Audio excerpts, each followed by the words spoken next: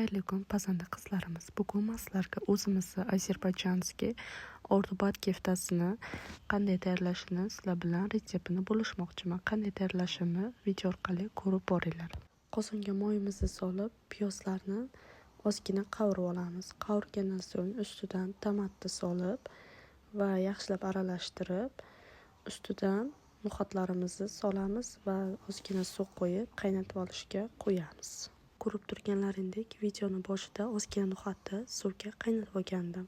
Qaynatilgan no'xat va yarim kilo go'shtni misorovkadan chiqaramiz va ustidan shafron, tuz, murch va pripravalar, tuxumni solib yaxshilab aralashtiramiz. Aralashtirgandan so'ng uni 5 minutga xolodilnikka tindirishga qo'yamiz. So'ng keftalarimizni yasab olamiz. Keftalarimiz kattasimon shaklda bo'lishi kerak.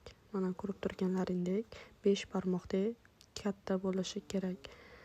Qozonchamizga kartoshkani ikkiga bo'lib, keftalarimizni solib, ozgina suv qo'yib qaynatib olamiz. Qaynagandan so'ng dasturxonga chiroyli qilib qo'ysak bo'ladi. Videom yoqqan bo'lsa, like, podpiska bosishni unutmanglar. Ko'rishguncha xayr.